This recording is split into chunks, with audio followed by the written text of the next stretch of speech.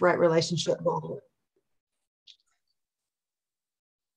I'll say that again. My name is Paula Palmer, and I'm one of the founders of Right Relationship Boulder. Welcome, everyone. For those of you who are not familiar with Right Relationship Boulder, our mission is to build right and lasting relationships between the people of Boulder and the indigenous peoples who lived here before and those who live here today. We like to start our programs with a land acknowledgement. We acknowledge that we are in the unceded territory of Arapaho, Cheyenne, and Ute nations, and that the Boulder Valley is home to people of many indigenous nations today. We recognize the irreducible and ongoing relationship that indigenous peoples have with their traditional territories. Honoring a territory becomes meaningful when it is the basis for building relationships with indigenous peoples and with the land. I'd like to thank the sponsors of the Indigenous Peoples Day programs that Right Relationship Boulder has presented over the last 3 days: the City of Boulder's Human Relations and Arts Commissions, and the American Indian Youth Leadership Institute, and also to our fiscal sponsor, Philanthropies. Our program tonight is a slide presentation created by Right Relationship Boulder's Land Working Group. It is called Port Chambers, a call for Boulder to reckon with our history and build right relationships with indigenous peoples today. The slides will be narrated by 2 members of the Land Working Group. Geraldine Dakota is a co-founder of Right Relationship Boulder. Geraldine's waving. And she is an enrolled member of the Turtle Mountain Band of Chippewa.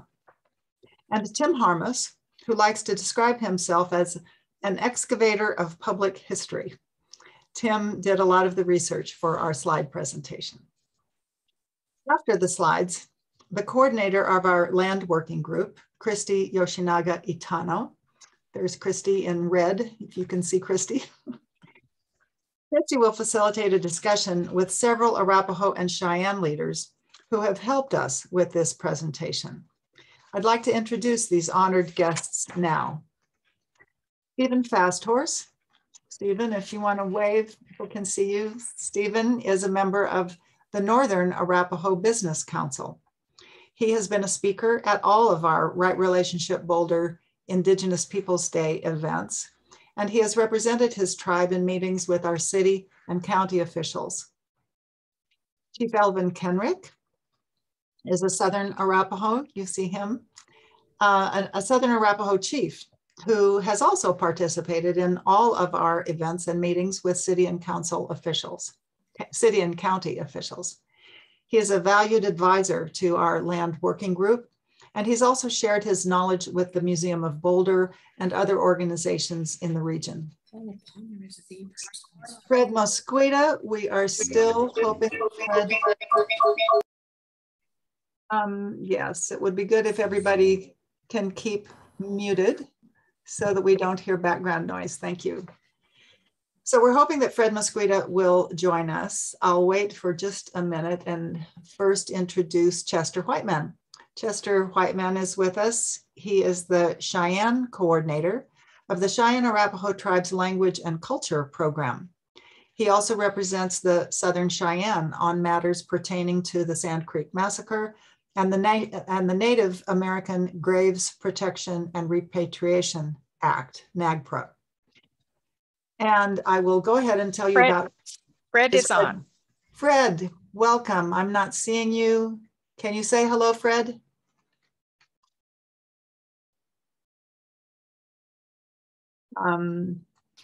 I'm glad you're there, Fred. I'm not seeing you, but I'm glad you're here. We're just introducing everyone. There you are. Welcome, Fred. Fred Mosqueda is the Arapaho coordinator of the Language and Culture Program, which is part of the Cheyenne Arapaho Tribe's Education Department. He represents the Southern Arapaho on matters pertaining to the Sand Creek Massacre and the Native American Graves Protection and Repatriation Act, NAGPRA. We are very honored to welcome these Indigenous leaders, and we look forward to hearing from them after we present the slides, which we are going to do now as soon as I share my screen. Hold on for just a second and we'll bring them up.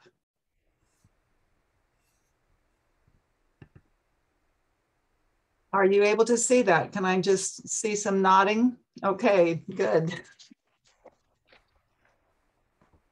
We'd like to preface our presentation today with this statement by Georges Erasmus of the Dene Nation in Canada. We offer our presentation in the context of his words. Where common memory is lacking, where people do not share in the same past, there can be no real community. Where community is to be formed, common memory must be created.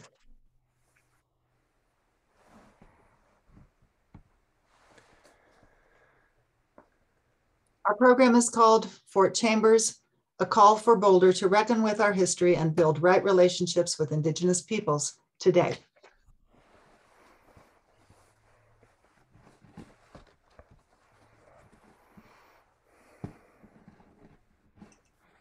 Sorry about that. I had to unmute myself. Across our country, people are re-examining our history and the ways we have failed to fully and accurately memorialize our collective past, whose voices, stories, and images have been erased and denigrated, whose stories have been sanitized and mythologized. In our public spaces, how can we reckon with the terrible injustices and legacies of slavery, genocide, colonization, and racism? How can we bring all our peoples and their histories together with a common commitment to truth, respect, and justice? The Boulder Valley has been home to Indigenous peoples for more than 14,000 years. They have hunted, traded, held ceremonies, raised families, lived and died here. People of many Indigenous nations live here today. Their stories are embedded in this land. Those of us who live here today have much to learn from their centuries of experience and knowledge. It is time for our city to create openings for Indigenous peoples to share their stories here in their homeland. We have a unique opportunity to begin this process now. In 2018, the City of Boulder's Open Space and Mountain Parks Department purchased a 110-acre property on 63rd Street between Valmont and Jay Roads. This land lies between Valmont Butte and Haystack Mountain, sacred sites to many Indigenous nations. The new open space property has special and painful significance for the Arapaho and Cheyenne peoples. Their stories need to be heard and honored at this site. According to their oral histories, the Arapaho and Cheyenne came to the area now known as Colorado's Front Range in the mid-1700s. They came from the north and the northeast, pushed by the relentless expansion of European American settlements. The Arapaho and Cheyenne shared ancient origins as Algonquin peoples. They remained allies as they traded, hunted, and sometimes fought with other tribes on the Great Plains. In 1851, along with the Lakota and 6 other nations, their chiefs signed the Treaty of Fort Laramie, which recognized Colorado's Front Range and Eastern Plains as Arapaho and Cheyenne territory. At that time, the Boulder Valley was rich in elk, deer, antelope, chokecherries, and other valuable foods and medicines. It was the winter camp of Chief Nawath, known locally as Niwot or Chief Left Hand, and his band of Southern Arapaho. In November 1858, Nawath permitted some gold seekers to shelter over the winter in a few rough cabins that they put up at the mouth of Boulder Canyon, with the condition that they would leave in the spring.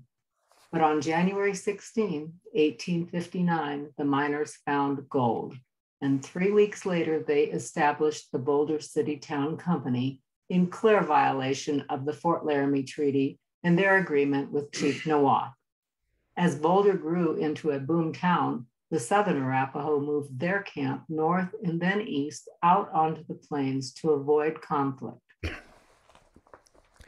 Although Boulder Valley settlers were never directly threatened by native attacks, they built a sod stockade, a sod fort known as a settler stockade, in 1863, Fort Chambers, to protect themselves. In 1864, a volunteer militia mustered and trained at Fort Chambers, and then joined Colonel Chivington's U.S. military forces to carry out the Sand Creek Massacre. More than 230 Arapaho and Cheyenne people, including Chief Nawath, were murdered. The site of Fort Chambers, just north of Valmont Butte, is now City of Boulder open space land, and we are faced with important questions. How will Boulder tell the story of this land? Whose voices will be heard? How can this land become a place to reckon honestly with Boulder's history and bring Native and non-Native people together to remember, to reconcile, and to build positive relationships today? Right Relationship Boulder is a local organization that is raising these questions, and we hope that you will join us. The city's open space department is starting to develop a management plan for the Fort Chambers site.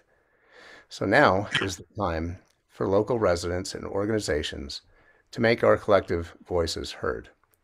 Our first task is to learn an important chapter in our community's history through the lens of the Fort Chambers site and ask ourselves what this history means for us today.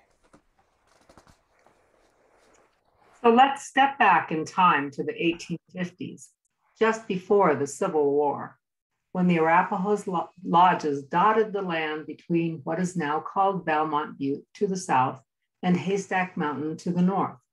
This was the winter camp of the Southern Arapaho chief Nawath. Nawath was a well-known indigenous leader who consistently tried to reduce the potential for conflict between his people and the white settlers. In his early life, he learned to speak fluent English and traveled as far east as Missouri to see what the westward expansion of white settlement would mean for the Arapaho.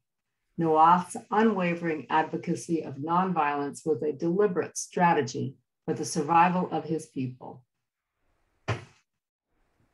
Miners and settlers repeatedly violated the terms of the 1851 Treaty of Fort Laramie, and the territorial government refused to enforce it.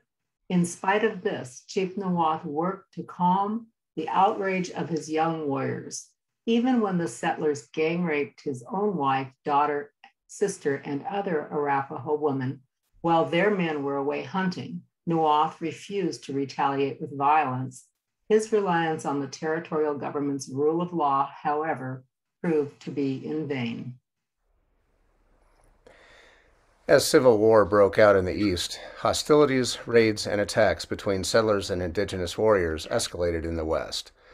In the summer of 1864, Colorado's territorial governor John Evans authorized settlers to kill, quote, hostile Indians, and he raised a volunteer army of, quote, Indian fighters. To avoid conflict, the Arapaho and Cheyenne chiefs had been moving their people away from white settlements onto the open plains where food was scarce. Through the bitter winters, they struggled to survive against hunger and cold. In the summer of 1864, to show his peaceful intentions, Chief Nawath put his people under the protection of Fort Lyon on the eastern plains. But game was so scarce on that dry scrubland, and the fort offered them no provisions, so they were forced to move on. They joined their Cheyenne allies, who were camped to the east along the Smoky Hill River. There, in early September, Nawath and other Arapaho and Cheyenne chiefs parleyed for peace with the military commander in charge of Fort Lyon, Major Edward Wynkoop. Lacking authority to negotiate a treaty on his own, Wynkoop accompanied a delegation of 7 Cheyenne and Arapaho chiefs to Camp Weld outside of Denver. They hoped to secure a peace agreement with Governor Evans and the commander of the Colorado Military District, Colonel John Chivington. Evans, however, was already preparing for war, and he refused the chiefs' entreaties. But he told them their people would be safe if they would return to Fort Lyons and place themselves under the protection of Major Wynkoop there. By October, Chief Little Raven had moved most of the southern Arapaho to the south, away from the fort. but Nawath and his family of 50 or 60 people accompanied about 600 Cheyenne and their chiefs to Fort Lyon. Unexpectedly, on November 5th, Major Wynkoop was relieved of his command at Fort Lyon and sent off to Kansas. Major Scott Anthony took charge of Fort Lyon and moved the Arapaho and Cheyenne to Sand Creek, about 40 miles away. He declared them to be prisoners of war. Meanwhile, in the Boulder Valley, white settlement was booming on land that was still Arapaho and Cheyenne territory, according to the 1851 treaty. In 1863, settlers had built a sod stockade on the homestead of George W. Chambers, fearing Indian attacks, but no such attacks took place. The next year, when Governor Evans issued his call for volunteer, quote, Indian fighters, Boulder Valley men mustered and began military drills at Fort Chambers. They were designated as Company D of the 3rd Colorado Volunteer Cavalry Regiment under the command of David Nichols, who resigned as Boulder County Sheriff to accept the captain's commission at Fort Chambers. In late summer of 1864, the 111 men of Company D began training for war there. In her biography of Chief Left Hand, Boulder author Margaret Cole writes about the men who formed Company D. She notes that many of them knew Chief Nawath and other Arapaho people personally. They had traded, negotiated, and coexisted in the Boulder Valley. It had been only 6 years since gold was found in the Boulder foothills when the, quote, Indian fighters of Company D rode out to join Colonel Shivington's forces in their march toward Fort Lyon and Sand Creek. In the chill dawn of November 29, 1864, the Boulder Valley men were among the 700 U.S. cavalrymen who attacked the Cheyenne and Arapaho people who were camped at Sand Creek under the protection of the United States flag and a white flag of truce. For their first assault, Company D singled out Chief Nawath's Arapaho encampment. Most of the 60 or so Arapaho people in the camp were killed, although a few survived. 5 Arapaho chiefs were killed, including Chief Nawath, who was mortally wounded. He died a few days after the massacre. 13 Cheyenne chiefs were killed, nearly 1/3 of the tribe's leadership council, a devastating loss. For 6 hours, soldiers galloped through Sand Creek camps, rifles and howitzers blazing. They chased women and children for miles, up the dry creek bed and across the plains. They brutally murdered and mutilated the bodies of more than 230 Cheyenne and Arapaho people.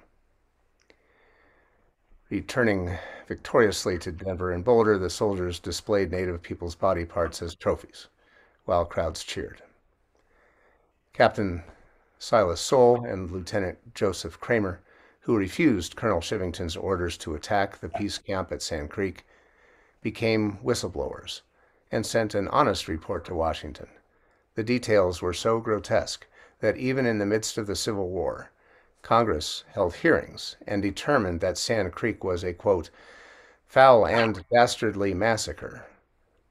However, neither of these hearings nor an Army investigation resulted in the prosecution of Colonel Shivington or of the soldiers under his command. Of Sand Creek, the Native American Rights Fund attorney Walter Echohawk wrote, "The land can speak to those who listen. There is a bluff overlooking Sand Creek where you can hear women and children crying in the wind."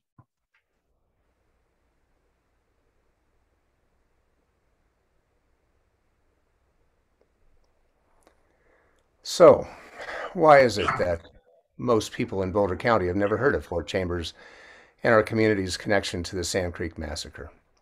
History is written by conquerors. The men of Company D and other perpetrators of the Sand Creek Massacre went on to become some of our state's most honored citizens. John Evans was pressured to resign as governor, but he became a railroad tycoon once the threat of Indian attacks on the trains had been quelled. He also founded the University of Denver and Mount Evans is still named in his honor. David Nichols, commander of Company D at Fort Chambers, was elected lieutenant governor after he established the University of Colorado at Boulder. With money from Clinton Tyler, another militiaman, Tyler made his fortune cutting trees into railroad ties and built the first road up Boulder Canyon. David H. Moffett, of Moffett Tunnel fame, was in the 3rd Regiment and became a prominent banker and railroad man. Major Scott Anthony, the Fort Lyon commander, who brought the howitzers, owned a land title company, the first in Denver, and became a wealthy real estate developer. And after Sand Creek Massacre, what became of the Arapaho and the Cheyenne? It was very clear to the young warriors that seeking peace with the Americans was futile. Their chiefs who had advocated for peace had been murdered in cold blood.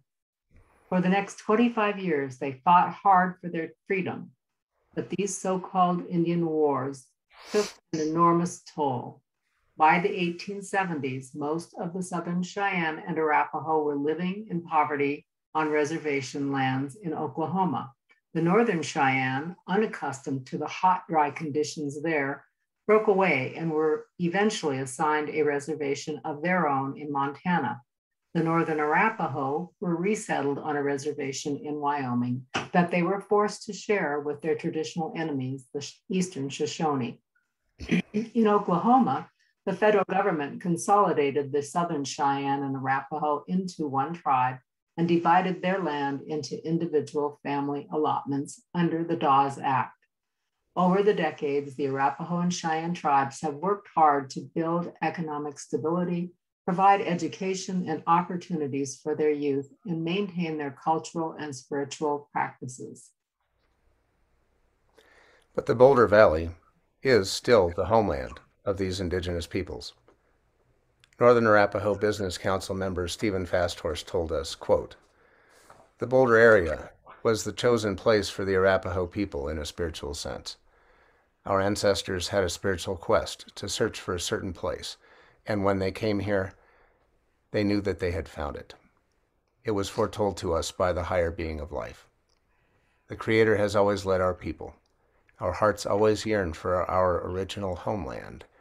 We hope we will be welcomed in this place that we belong to." Quote, Sorry, go ahead. Boulder has benefited directly from Indian removal policies that violated human rights, broke government treaties, and forced Arapaho people from their homeland. Those words are part of the Indigenous Peoples Day resolution that Boulder's City Council unanimously approved in August 2016. The resolution creates an annual Indigenous Peoples Day observance, and it resolves, quote, that those now living on these ancestral lands recognize that harm was done and acknowledge that we have a shared responsibility to forge a path forward to address the past and continuing harm to the Indigenous people and their land. Resolution continues, quote, City Council directs its city manager to work with city departments, Native Americans, and historians to correct omissions of the Native American presence in public places, resources, and cultural programming. To help the city implement this resolution, a group of Boulder Valley residents formed Right Relationship Boulder. Our first action in 2017 was to visit the Arapaho people in Oklahoma and Wyoming. We told Arapaho leaders about the city's resolution, and we asked them how they would like to relate today with the land of the Boulder Valley and the people who live here now. They told us that they would like to have land in Boulder where they can honor their ancestors, teach their children about their history, renew their relationship with the ecology of their homeland, and hold ceremonies and cultural events. They would like to have housing in Boulder where they can stay overnight on their frequent trips between Oklahoma and Wyoming, and also for Arapaho students studying at CU. And They would like to teach the people of Boulder about Arapaho history, culture, arts, dances, governance, and the issues that they face in their communities today. Since our first visits with the Arapaho, we have hosted them there here for Indigenous Peoples Day events and for a series of meetings with city, county, and school officials. When the city purchased the Fort Chambers property site in 2018, we took Arapaho leaders to see the property. Their eyes scanned the beautiful land where their ancestors had lived and where soldiers had prepared to attack them, and they fell into a solemn silence. Slowly, Southern Arapaho Chief Elvin Kenrick sang a memorial song and blessed all the people who had lived and died on this land. All of us, his Arapaho ancestors and the Boulder men of Company D, and those of us who live here now. The city's Open Space and Mountain Parks Department is now developing a management plan for the 110-acre Fort Chambers site. We expect that there will be different and perhaps competing views about how this land and its historic buildings should be protected and utilized. For example, the city has already granted an agricultural lease to a local organic farm on a portion of that land. To put this in perspective, the city of Boulder owns 46,000 acres of open space land. Of these, about 16,000 are leased for farming. Boulder County owns another 66,000 acres of open space, and 24,000 of those are in agricultural leases. The Fort Chambers site is only 110 acres. Right Relationship Boulder is urging the city to recognize the uniqueness of this property and its historical, cultural, and spiritual value to the Arapaho and Cheyenne peoples. We are asking the city to follow the direction of Indigenous leaders throughout the planning process that is already underway.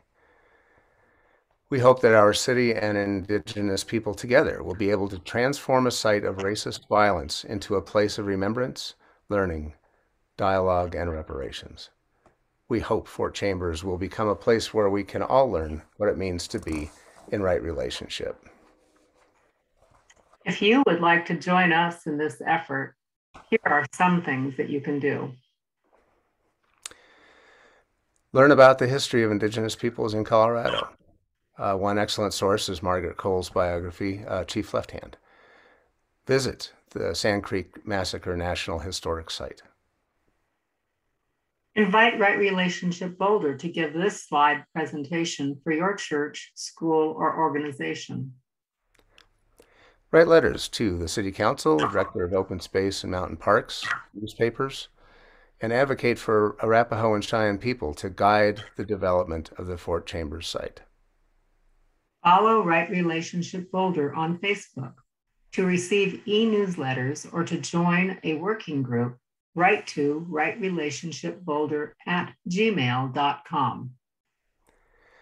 Or participate in a Roots of Injustice, Seeds of Change toward Right Relationship with Native Peoples workshop. Paula and Geraldine can be contacted for information about that really good workshop. So this concludes our slide presentation. Thank you very much for the opportunity to share this program with all of you. We'd be happy to take questions now or hear your comments and your ideas. And I think that Christy is going to introduce and moderate for our honored guests. Is that right? Yes, and I would like, I think because there's so many people on the presentation right now, if you have questions, if you would put them in the chat, and I will follow those questions and then give them to everyone. So first, what we would like to do is get some input from our four guests who have joined us today. Chief Elvin Kenrick, would you like to say what it is that you'd like the people of Boulder or anything else that you'd like to say about this particular presentation? Well, hello, everyone. I think the presentation has been very thoughtful, very good. appreciate all the hard work that Right Relationship Boulder and the other communities, along with their church organizations, to step up and recognize something that they wanted to do in bringing the Arapahoes home. This is how this really kind of got started. So what had happened was we had met with them, and we were brought up, and we came up to Boulder and met with them at the museum there at Boulder Museum, and met with the city government, county government, also mayors of surrounding neighborhood or surrounding towns. And it was a great time to just get in touch with introducing ourselves. The Northern Arapaho people, Stephen and Teresa, Jason, Patrick Moss, and all of them came down. Billy Sutton, myself, we went up there to, and Mike Allen, we went up there to share with the other people. I believe Kendrick Sleeper was a part of that. And it was just a great time. The thing about, I want to just emphasize again, is the Boulder people, Boulder Valley people, wanted us to come home. Right now, I use the terms, we are virtual. We have places called in our names up there. We have lands designated. We have places, streets, names, and these things identified from the Arapaho people, and also not to mention the Cheyenne people there also. So we, as the people that's trying to help you to accomplish the things that you want to do, we're virtual because we're not there. We would like to be physical. We would like to have a place there. And Fort Chambers was one of the first sites that we were taken out to, and it was moving because of what I visioned possibly was happening with groups there, especially mustering at that location approximately to go down to Sand Creek. And that was just so moving to me that I wanted to express myself in the best possible way. And there happened to be other people there with me, and I appreciate them honoring me and allowing me to express these things. So that's kind of what I'd like to say, is we would like to be physical, not virtual, because right now we're just virtual. I hope. Thank you so much, Chief Elvin.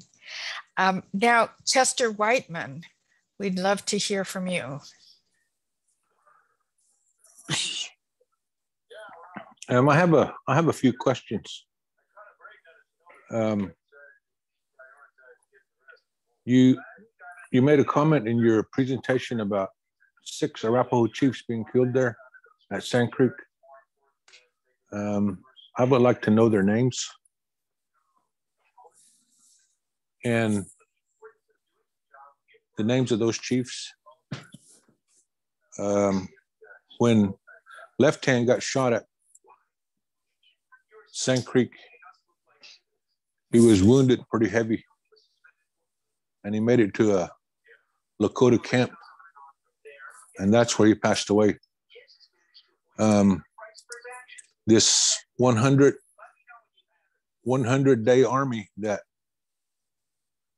part came from Fort Chambers, they were supposed to be out looking for hostiles, and the Cheyenne and Arapaho people were not hostiles. But like you stated in the presentation, they were all murdered. I mean, it was like they were set out in a shooting gallery. You know, they thought they were under the protection of the U.S. government, but the U.S. government came in and killed them all, killed off what they did, all the atrocities, and make war trophies out of some of our people's body parts, and marched through the city of Denver like they were heroes. And the reason I think Governor Evans wouldn't give them a peace treaty because he already seen in his mind where that railroad track was going. So we were fighting an uphill battle, trying to negotiate peace at Fort Weld. And they sent us to Fort Hayes, where there was nothing there. And they sent us to Sand Creek, which was a dry area that didn't have any water or provisions or nothing for us to sustain our camp with. And that was kind of like a retirement camp. Those were all the heavyweight chiefs and their families. There wasn't no warriors there till after. If he was looking for hostiles, he should have went north. He would have never made it back to Denver if he would have went north, because the dog soldiers were around the Platte River, around that area. If he would have made it up there, we wouldn't be having this discussion on atrocities, because they would have got wiped out. And that trauma is still with me, even though I wasn't there. Just from the stories, I still feel that. I'm a dog soldier. I'm a headsman of the Dog Soldier Society. And I'm still willing to lay it down, even today's time, as they did back in that time. I still have that spirit inside me. So I would like to know the name of those chiefs that were killed there, those Arapaho chiefs. I have a list of the Cheyenne chiefs. I would like to know the name of those Arapaho chiefs that were killed there, because I have a lot of oral histories that I save for times like this, because we want the truth. We don't want sugarcoatings. And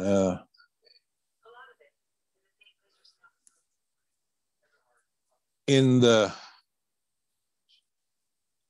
Little Arkansas Treaty, we were considered the Arapaho and Cheyenne, the Confederate Arapaho and Cheyenne people,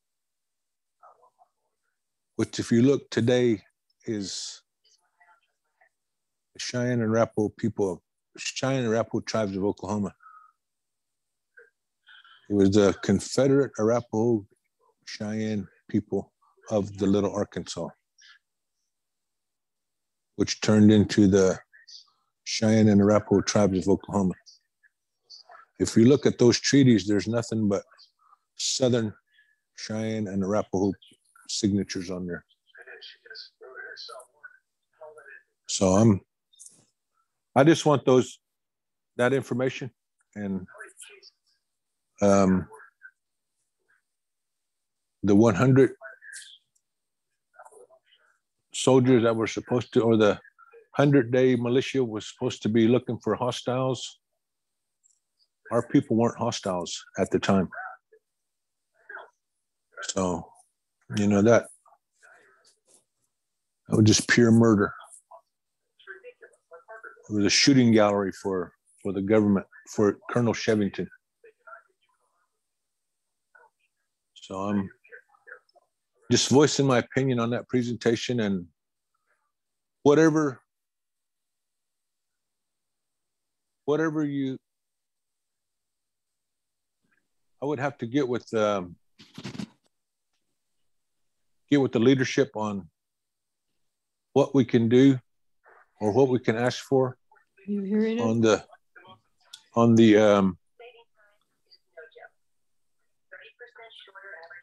open space, the property and stuff like that, how they can help our people, what we can ask for and things like that. So that's all I have for now. So thank you, Chester, and thank you for being the representative for the Southern Cheyenne with Open Space Boulder. And I don't have the names of the chiefs, but I'm hoping Fred Mosqueda might. Fred, would you like to say something?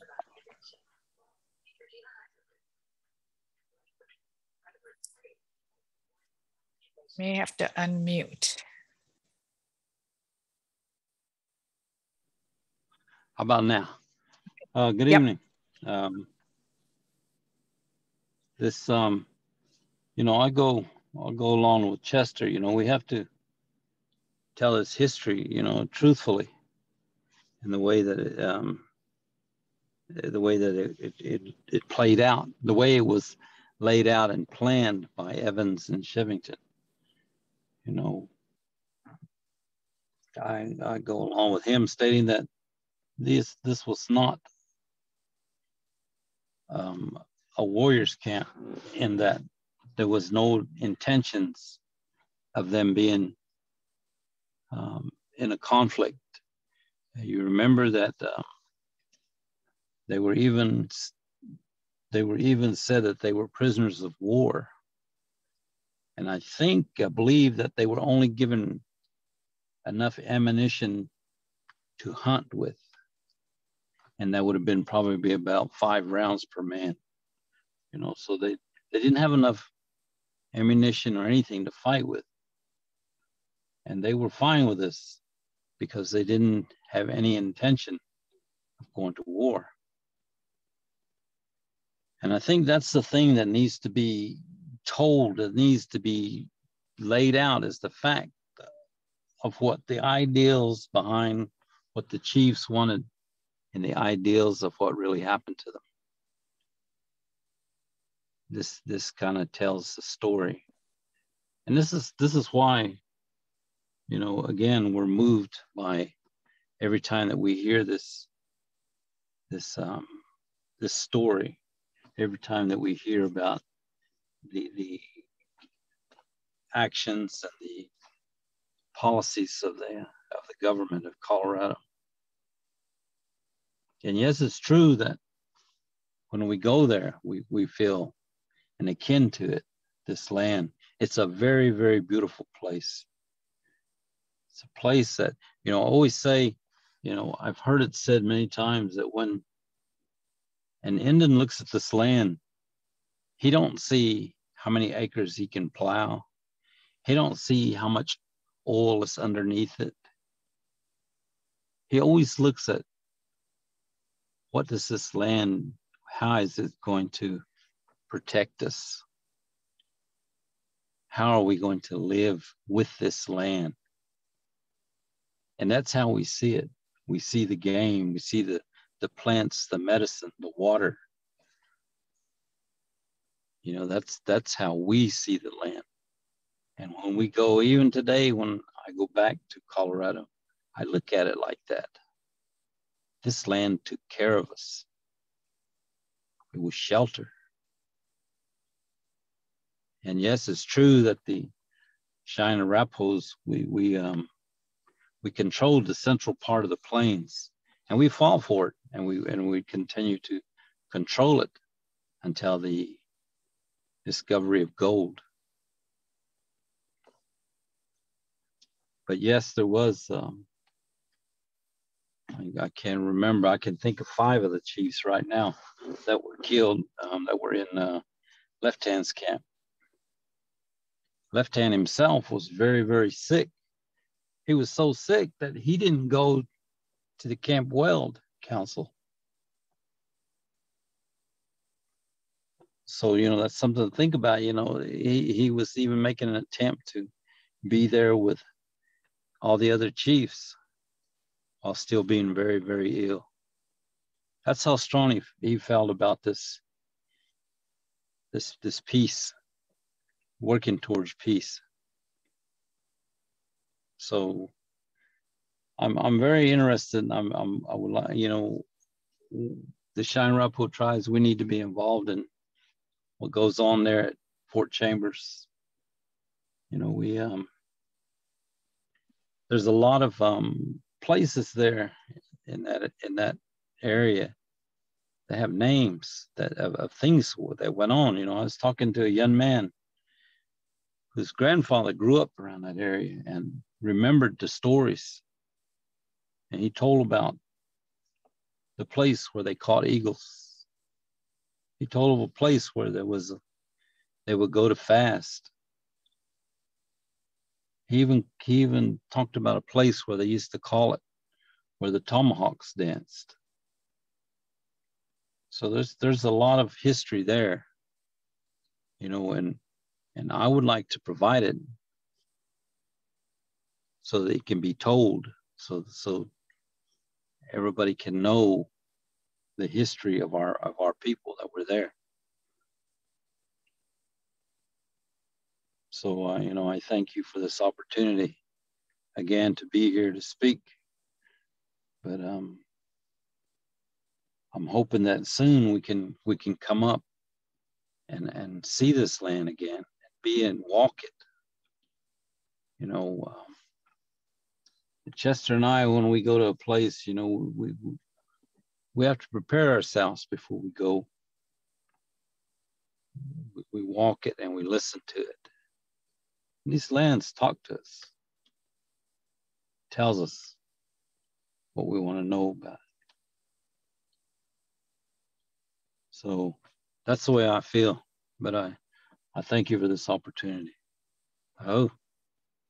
Thank you, Fred, and also for being a consultant to the open space and mountain parks.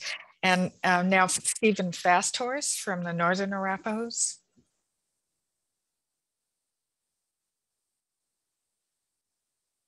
Good evening, everyone. Can you guys hear me okay? Yes. Okay. I want to thank you for the presentation, you know, and for everyone who worked on the efforts to put this together.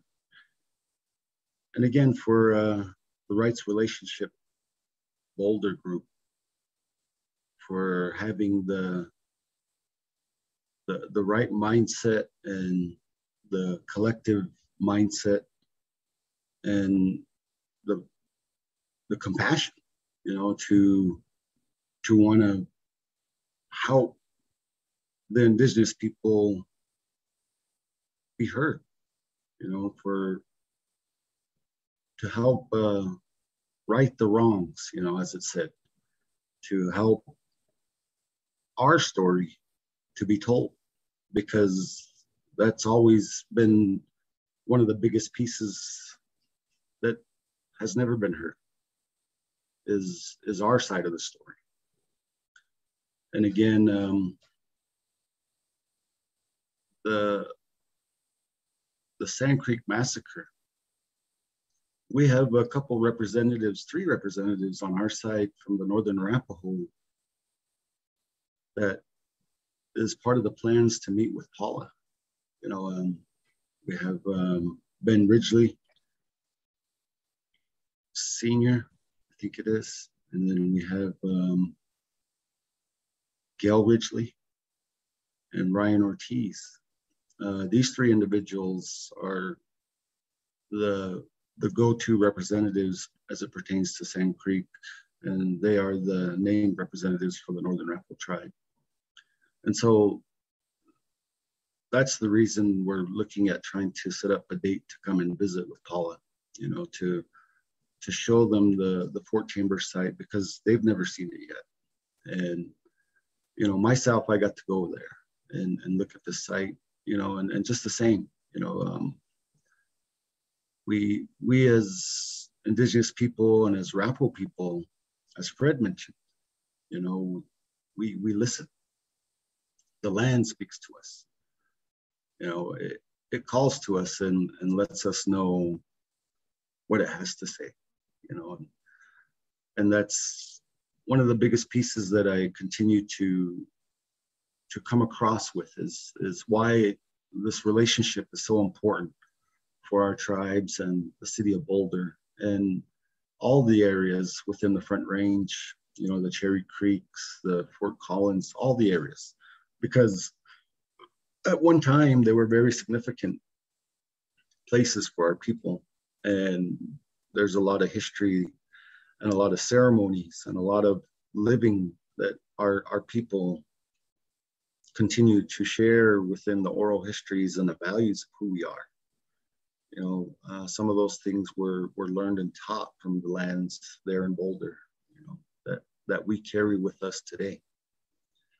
And that connection is very vital for us as a people, as Arapaho people, as we struggle today to walk in these two worlds. You know, we're still trying to hang on to what little we do have, because again, we were torn, you know, from what we called home, and forced to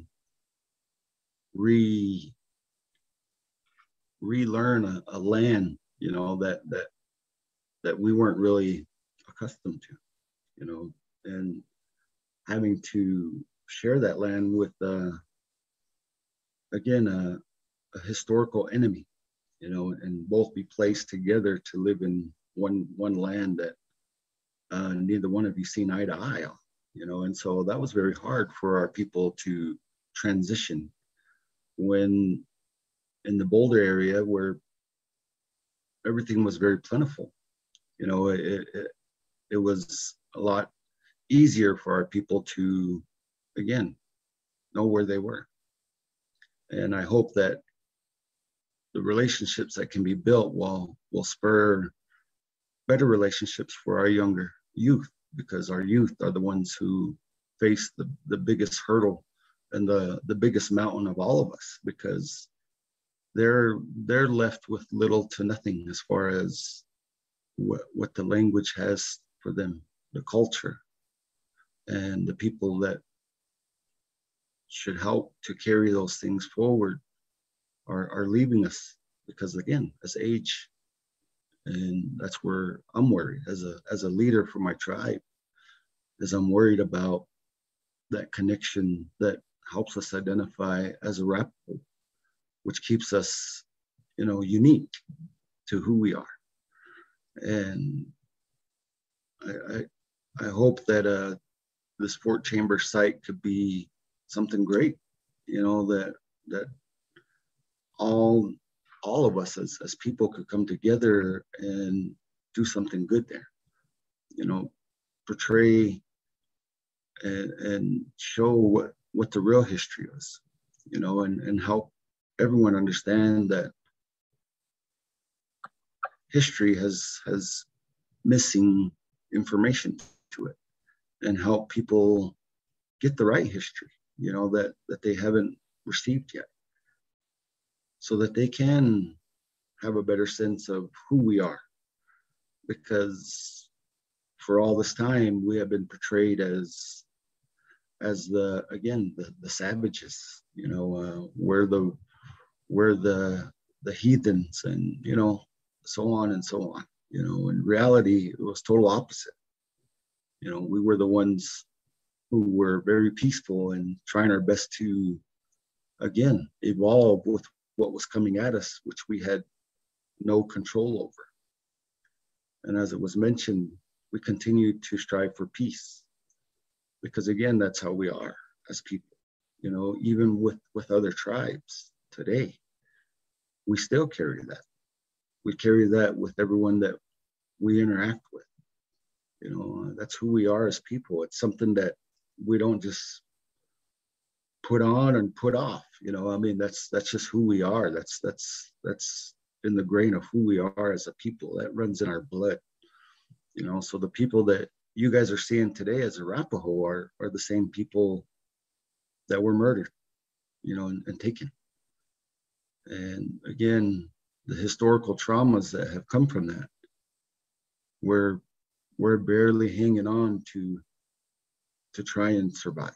We're still trying to survive, even though in the histories, you know, you'll hear of the survivors who escaped that camp, and many other atrocities of similar circumstances.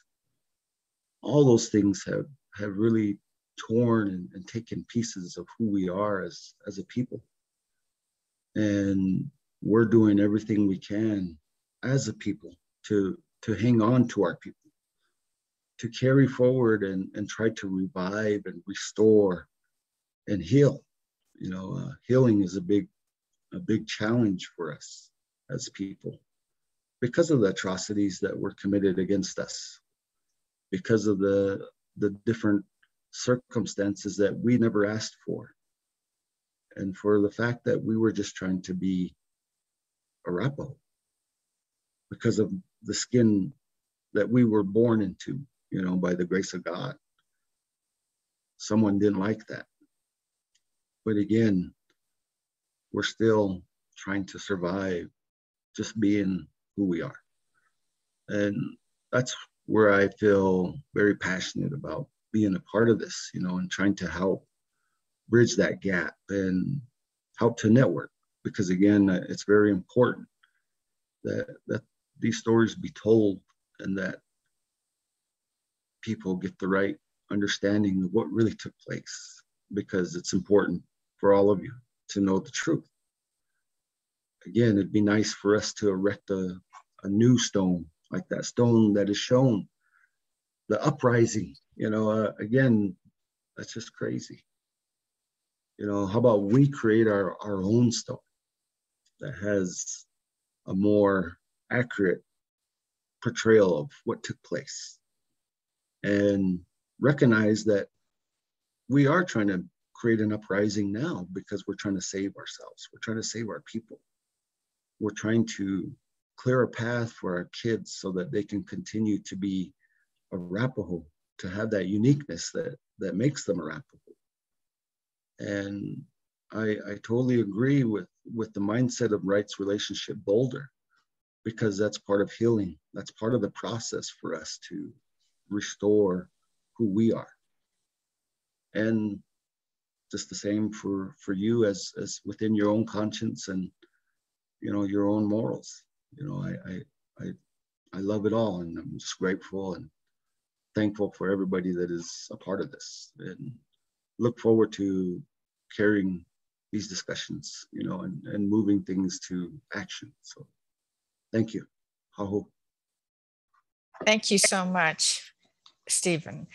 There were some questions in the chat. One, I believe, was answered by Sharon. It was about the marker on the site and when and if it would be changed. And one question I don't know the answer to, maybe somebody else does, is when it was actually installed there. Tim may know the answer to that. Sharon from the Human Relations Commission did look into that, and they were told, and we've been told the same thing, that they're waiting for the consultation with the Arapahoes and the Cheyenne to have the recommendations of what kind of sign should replace that one. And then there was a question about the name changes within the state of Colorado, one specifically related to Mount Evans. And I know that it's my understanding that there has been a recommendation from the Cheyenne and Arapaho for a name change for that particular place. Would you? Fred, would you like to speak to that? I've heard you speak about that before. Yes, thank you. When it first started, about a couple years ago, over 2 years ago, Paul Stidler contacted me, and he's the director of the wildlife there around the Mount Evans. And he asked a name. He said, what name would I suggest would be a name to change that, you know? And so I went back and I talked with my counterpart, Chester, who's the Cheyenne coordinator. And we talked about it, and I kept telling him, I don't know what will be a good one, because, you know, I told him, I said, it should speak of both our tribes. And so he said, Mount Blue Sky. He said, some people call the Arapahoes blue sky people. He said, the Cheyennes have an annual renewal life ceremony called Blue Sky. You know, and this just struck me as, you know, the perfect name, because it not only applied to the Cheyenne, it also applied to the Arapahoes, and both are in it's true in both perspectives. And so I got a hold of Paul, and Paul liked it, and so him and I co-authored the application that's in place now to rename Mount Evans to Mount Blue Sky. Thank you. And Chester, could you comment on the name change of the mountain in Clear Creek?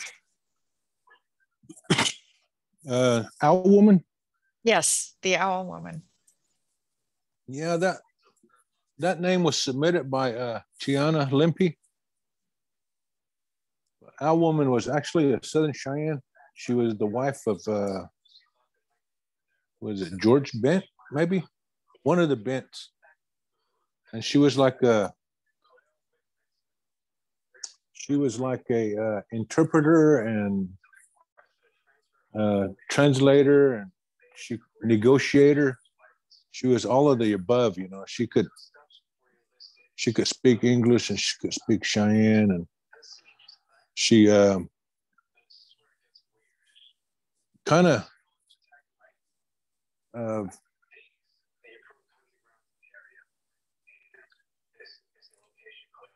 when things were getting tough, she would come in between the two parties and negotiate a good deal for both sides, so they could either trade or stay out of fighting each other.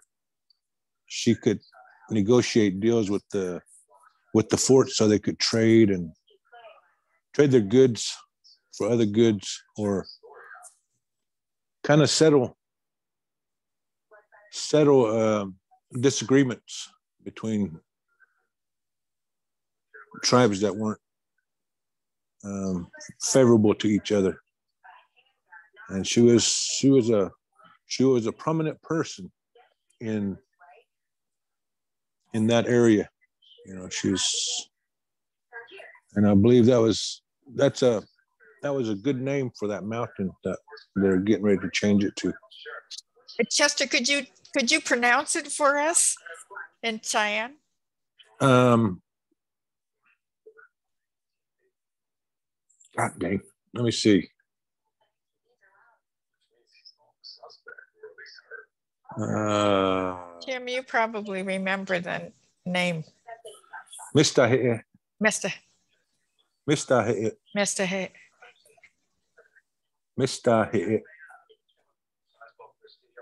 Thank you. And then Tim put something in the chat that said that, Tim, do you want to comment on that, on when the marker was actually placed? Have some information on it, but not enough to be really definitive. The general consensus and understanding is that it was moved from where it is now is not where it originally was. There's some pictures of it in an older location with a different base, and it was very likely a little farther west. It was privately placed maybe by the Andrus farmstead stand, like where they sold vegetables, because the Chambers and the Andruses, which were just the house just to the west, were friends with each other, and they went to the Presbyterian church together, and Valmont was kind of becoming less popular at the turn of the century, you know, because Boulder was getting all the attention, and so it might have been a way of you know, kind of like tourism, getting tourism to the fruit stand. Because I remember seeing a picture of the fruit stand, which was off of Andrus Road, which is only that long, between 61st and 63rd. But that's speculation. That's not definitive. But I have heard from other actual historians that that the marker was more, you know, closer to the Andrus house. It doesn't really matter that much. And it's up to the affected tribal representatives what happens to it. I don't have any preference. I mean, your judgment will be good. There's also a question from Julie asking whether the Fort Chambers site sits completely within Boulder City or Boulder County or crosses both.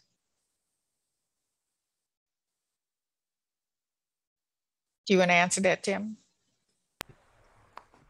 I don't know. It was purchased. Can you repeat that question, Christy? So the question is whether or not the 110 acres at Fort Chambers sits within Boulder City, Boulder County, or crosses both. It was purchased by Boulder City, correct? That's right. It's purchased as City of Boulder open space, but I understand that it is still in unincorporated Boulder County. So I'm not sure what the jurisdictional issues are going to be. But I've talked recently with someone from the county who believes that the county will have something to say also about what happens to that land. And then there's another question. There's a question from Cindy on which war was being called by Chivington. I don't believe Chivington called the war. He was it Territorial Governor Evans who? Well, this actually took place during the Civil War. It was 1864. It was during the Civil War, and Chivington was in the Union Army. But the militia, though, that wasn't, I guess, a war. That was a. They were the 100 volunteers. They were a regiment that was. They raised money, got money from the federal government to raise this army excuse me, it was not 100 volunteers. It was 100 days. They got authorization from the federal government to raise this militia, empower them to kill, quote, hostile Indians during 100 days. That was their authorization. And Evans and Chivington were in a big hurry to do that before the end of that 100-day period. There was also a comment in the chat that there was a street in Longmont named Chivington that was renamed Sunrise Drive out of respect for the Cheyenne and Arapaho. And Settlers Park in Boulder was renamed, and there was tribal consultation with that to the People's Crossing. I'm looking to see if there are other questions. True. Christy, this is Geraldine. Can I go back to the comments Paula was making about what was going on in 1864? So the Sand Creek massacre sort of kicked off the main phase of the Indian Wars that continued then for the rest really of the 1800s, the 19th century. And the policy of the government during that time was extermination. It was certainly extermination of any Indian who didn't stay within the boundaries of the reservation. And even within the boundaries of the reservation, there was purposeful not delivering of food and supplies that the Indian people who were being forced to be confined to the reservations, they needed those to survive. So the policy, really the official policy of the United States was extermination. And I think Evans and Chivington just really convinced the Army that they were fighting hostiles and they needed to get rid of them. There's another, oh, go ahead, Tim. Yeah, the perpetrators, the political perpetrators, knew exactly who was encamped at Sand Creek and knew exactly what their status was. And there was a question in there about the POW status. I have not looked really close at the letters of Scott J. Anthony from the Sand Creek collection, but I found his Civil War letters in a different section. And according to a Civil War record, that a letter that Scott J. Anthony wrote to, I believe it was John Evans, but it might have been Chivington. Sorry. But I do remember that it was 2 weeks before they marched down to Sand Creek that he declared the people encamped at Sand Creek to be prisoners of war. And he talked about, taking their armaments, making sure that they didn't have enough food. He didn't like having to supply them food. And what Geraldine was saying, as far as it being an action of total war, yeah. Total war is like a military concept of killing every person and destroying every artifact that is in the possession of an enemy. It is absolutely without any moral quality to it, no, any moral human quality to it. And Sheridan, I guess, was part of the Civil War who was using that tactic against the South, the Confederates, and later was told to bring that up into the Indian Wars. So it really is part of the Civil War, and that's something that historians are coming around to understanding, that the best way to talk about this is actually as part of the Civil War. And Chester, you would like to say something? Yeah, and that was it was extermination, whether they lived on reservation land or not. 4 years later, they attacked Chief Black Kettle at the Washita. He was on the reservation at the time. And they took 53 women prisoners to Fort Supply. So, that, in my mind, that's the beginning of the murdered and missing Indigenous women, when they used them for their own use on the way to Fort Supply. Took 53 women captive, used them as a shield to get out of camp before the warriors showed up. But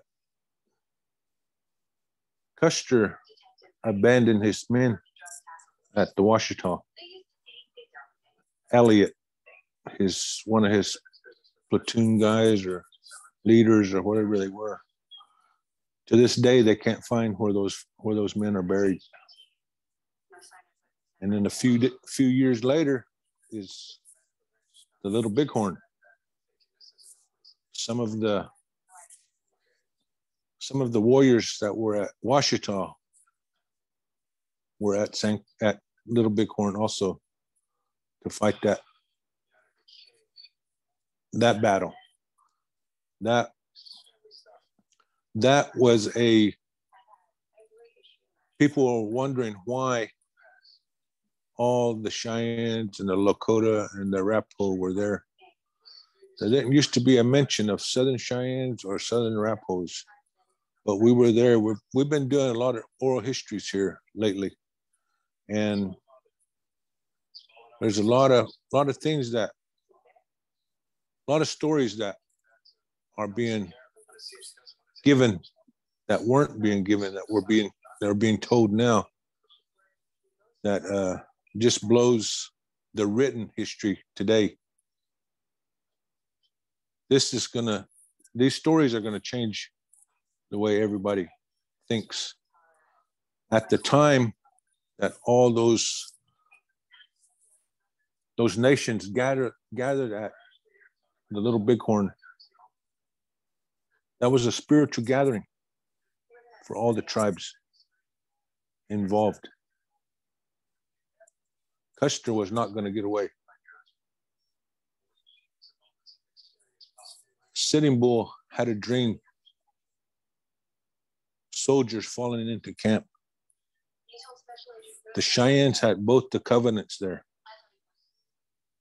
They were performing ceremonies, and the Arapahos were dealing with the wing, the two-legged, the four-legged, and the weather to help them in this battle. So when Custer smoked with the sacred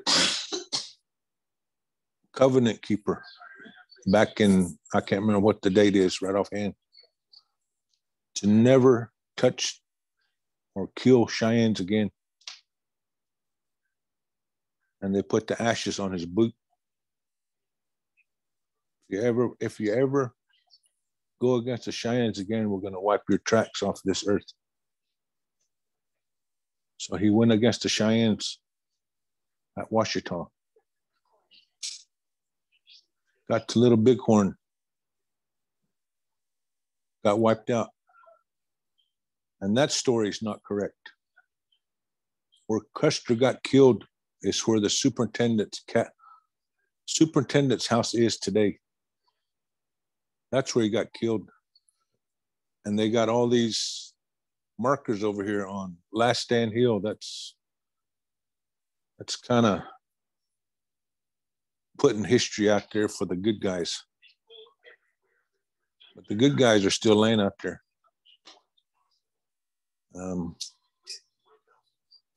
So it was to wipe out the Indians off of this earth.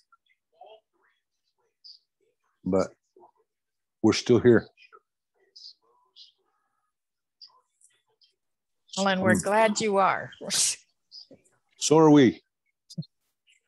So there is another question, and maybe Paula or Geraldine, you could answer this. Are there any Boulder area initiatives geared to empowering Arapaho and Cheyenne youth and young adults via access to education, economics, and land?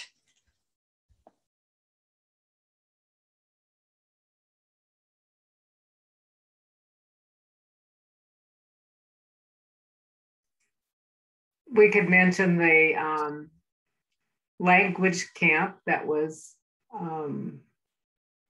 planned by our visiting group of Right Relationship Boulder, and it was in place. And it was meant to bring Northern and Southern Arapaho children to the Boulder area. And they were going to conduct a language camp with them. And that was hopefully going to be the first thing. COVID thwarted that.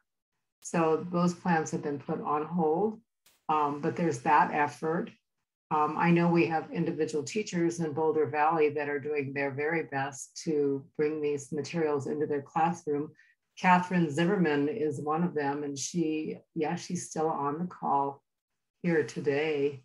I know that it's a very strong desire of the Arapaho people to teach their children about the Boulder Valley, about their homeland and the history, and to reconnect them. So hopefully that's going to be part of what we can work on going forward. So Kathy, I don't know, do you want to say something about the kinds of efforts you're making? And I don't know, if the overall Boulder Valley schools are doing anything, but I know that individual teachers like Kathy are working very hard to make their curriculum relevant. Yeah, we've started writing units that are going out to all the fourth grade teachers. And I know Bonnie's been real involved with the school too, to try and provide more information for the whole district. But they are opening up, and I think are listening, the district is, and there is movement toward the more information in the real history, the true history coming in, and we're trying to include more of the indigenous people and get the true story in there too. This year, our project in fourth grade at Heatherwood is going to be rewriting the history, and so we're talking about getting more people, some of the indigenous people coming in and giving us or talking to us and us and trying to work together and see what we can do with the 4th grade. But there is movement. Could also mention that Longmont hosted an exchange program with young people coming from Northern Arapaho to Longmont and staying for a number of days. And I think that went the other way too. So there are things starting to happen for sure. Yeah. And the other thing is we've recorded all of our sessions that we have for Indigenous Peoples Day. So this is the 6th. So we had 5 sessions over the weekend and they're all recorded, and hopefully they will be of a quality that, you know, they might be useful in classrooms from grade school to high school to college, or for any group that wants to make use of them. So these are the kinds of efforts we're making little by little. Thank you. We should also just mention that American Indian Youth Leadership Institute, AILI, is an organization that has existed here for decades. And I think it's middle school, high school, and sometimes college students continue to work with that organization. And they are Native young people from all different tribes who live in this area, not only Boulder Valley School District, but other area school districts. So we collaborate with them. Right Relationship Boulder has collaborated with them on all our Indigenous Peoples Day events, and we need to be doing everything we can to support their efforts also to give support to the young Indigenous people of our communities. I'd like to mention one thing about, along the same lines. Dr. Andrew Cowell from the University of Colorado at Boulder knows Arapaho language and mentioned at a workshop that RRB held that the language requires the landscape of Colorado, and that the language is not the same without being in Colorado with the different layers of the environment. So there's as Council Member Fasthorse and others were talking about an embodiment on the land that's necessary, that relates to language and youth and everything else in ways that we don't even understand. I certainly don't. Why don't they try to shoot for like an immersion camp for Cheyennes and Arapahos in that area? That way they could be on the land and maybe put up teepees, you know, how a village operates. You know, that would be a good starting point, and to talk the language, you know, everyday language, not ABC or anything like that, but to talk conversational language. Yeah, how's I'm sorry to interrupt. How's the Cheyenne side doing? It's about the same. Okay. Yeah, that would be a great idea. There were some other comments in the chat about why doesn't Boulder just give the land back to the Cheyenne and Arapaho? And I think the open space and mountain parks will be in consultation with the tribes, and we'll see what the tribes suggest. Someone else, there was also a question about what was the name of the family that got justifiably massacred initiating Sand Creek. And I believe somebody answered that to say it was the Hungates family. Yeah, I think that's something. Fred did, yeah. Yeah. Hungates, yeah.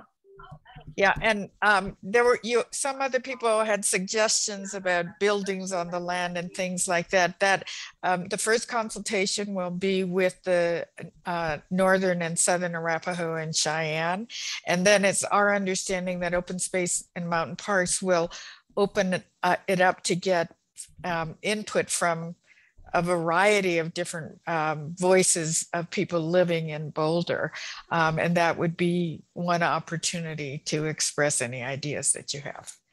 But I think we are now at 30 minutes past the time that we have. So we probably should call an end to this session. And I just want to say how grateful we are that Chief Elvin Kenrick, Stephen Fasthorse, Chester Whiteman, and Fred Mosqueda took the time to be with us today and to give their input about the meaning of Boulder Valley and this particular property, the Fort Chambers property, to their people.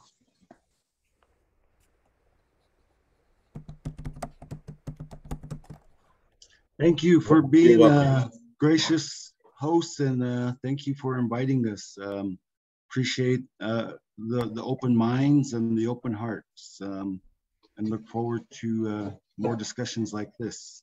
Very good suggestions, very good ideas. Let's just put them all to action. Yes, great.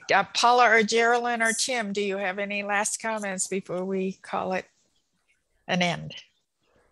I'm only just very grateful to Chief Elvin and Stephen Fasthorse and Chester Whiteman and Fred Mosqueda. Thank you so much for joining us tonight, and we will stay closely in touch. And thanks to all of you for being with us. Yeah, same here. I just want to also call attention. I think James Sleeper is on, and he is, I think, Southern Arapaho, and didn't speak, but we're grateful for his presence too. But thank you all for being here and for staying over. Very rich conversation. It was fantastic. Thank you very much, and have a good evening. You too. Thank you. Bye. Thank you. Thank you.